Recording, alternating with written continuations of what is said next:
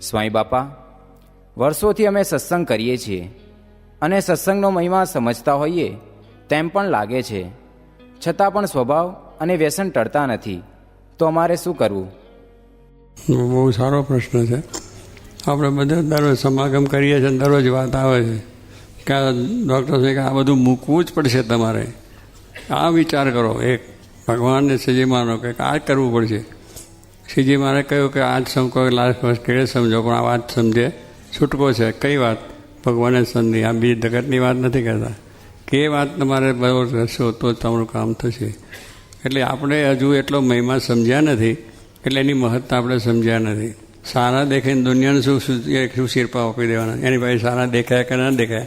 ભગવાન આગળ સારા દેખાવાના છે. કપડાં સારા પહેરવા એ દુનિયાને દેખાવાની વાત છે. તો એમાં તો અમે આ એક ડ્રેસ અમારો ચાલે છે, આખી દુનિયામાં ફરીએ છીએ. કોઈ પ્રેસિડેન્ટ કહેતો નથી કે તમે આ રાજમાં ચાલ્યા જાઓ. કોઈ અમને એમ નથી કહેતા પ્લેનમાં ના બેસો કે ના તમે આ રીતનું કરશો. કોઈ કહેતા નથી. આ ડ્રેસ ઉપર ચાલે. તમારે નાઇટનો ડ્રેસ જુદો, પછી પાછો હું ઓફિસનો જુદો, પછી પાછું બીજે કંઈ જવાનું તો જુદો. ડ્રેસ કેટલા બદલવા પડે, કેટલી જાતના કપડાં બરોબર, એની માથાકૂટ. પછી બરાબર સારું પહેરીને ગયો અને પેલો મિત્ર કહે ના ટાઈ ત્યાં પહેરી છે બરાબર નથી, થઈ ગયું. કલાકનું મહેનત મફત થઈ. આ બધું ફેરફારને માથાનો કમ્પ્લેટ થાય. તો આપણે તો જે આ પહેરીને અમે નીકળ્યા ફટ લઈને, વાર જ નહીં. પેલું તો તમારે ડ્રેસ પહેરવામાં 1 કલાક થાય કે આ પહેરવું કે આ પહેરવું. હોર જોડ્યો હોય ભાઈ, એમાંથી આ ફિટ થશે કે આ ફિટ થશે, આ થશે. અમે તો એક જ આ પહેરી લીધું, ધોતીઓ પહેરીને બહાર જાઓ ને તો પાક મૂકીને હાલ્યા ફરીએ છીએ. કંઈ એનું કંઈ થાય મારો. એટલે એ ડ્રેસથી કંઈ આપણી વિશેષતા નથી કે આવા સારા દેખાવ કરવાથી વિશેષતા નથી. તમારામાં ભગવાનની ભક્તિ, શ્રદ્ધા, વિશ્વાસ કેટલો છે. ડ્રેસ તો ગમે તેટલો સારો હોય કે નરસો હોય, જે પ્રાર્થ પ્રમાણે ડ્રેસ હોય છે, બારિશ પ્રમાણે મકાન હોય છે, ફારસ પ્રમાણે બધી આપણી સગવડો હોય, તો એ પ્રમાણે જો આપણે સમજીએ પછી આપણે કોઈ જાતનો વાંધો નથી. એટલે બહાર જે દેખાવાની આપણે મહત્તા કે મારી બહારની મહત્તા, ભગવાનના ભક્ત થાવ એનાથી કોઈ મોટપ નથી. જોગી મહારાજે આ ડૉક્ટર સાહેબ સંતોને કહેતા કે સાધુની ડિગ્રી લેવી તમારે. હવે સાધુની ડિગ્રી શું? ભીખ માગવાની. આ પથ્થર આપ્યું છે, પથ્થરમાં ખાય છે, ભીખ માગે છે, અત્યારે બધે ફરે છે, એ ડિગ્રી છે. તો એ ડિગ્રીની વાત કરીએ કે સાધુતા એક છે, એ પણ ડિગ્રી છે. હવે સાધુ થયા એટલે આપણે શું કે ભીખ મંગા ભેગા થયા, એમાં કંઈ ખાવાનું નહીં મળ્યું અને કોઈ કન્યા નહીં આપી તો રખડતા છે, તો સાધુ થઈ ગયા. ભાઈ એવા સાધુ નથી ભીખ મંગા. ભગવાન સ્વામિનારાયણ ત્યાં, જોગી મહારાજ ત્યાં, એ એમને પોતે આત્મસાત કરીને ભગવાનને રાજી કરવા માટેનો ભેગ છે. એટલે એમને એવી રીતે છે કે સાધુની પણ એ ડિગ્રી છે.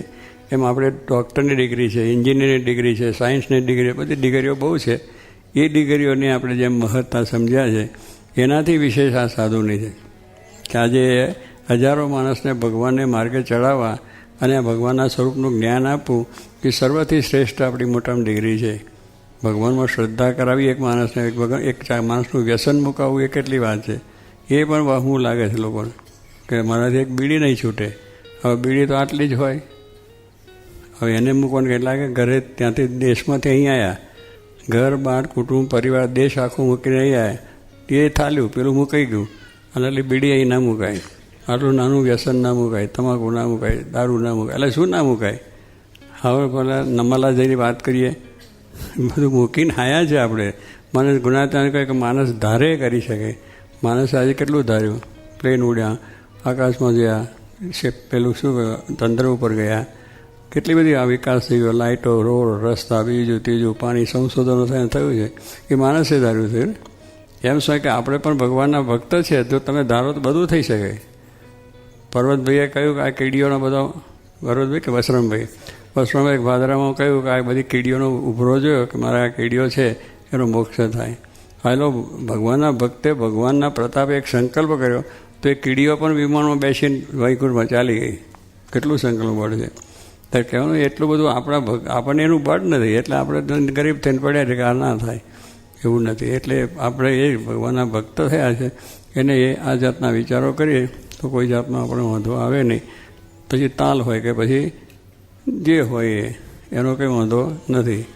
કંઈ એ ભગવાન કંઈ એનું રૂપ જોવાના નથી. ભગવાનને રૂપ જોવા માટે નથી કહ્યું કે પૈસાદાર છે કે નહીં એ નથી જોવા. એ તમારી ભક્તિ સામું જોશે. તમે કેવા ભક્ત છો એ ભક્ત તમારું જોશે. અને એ રીતે તમારો પ્રોસેસ થશે. તેમ જેમ જેમ સત્સંગ કરશો એમ તમારો વિકાસ થતો જશે.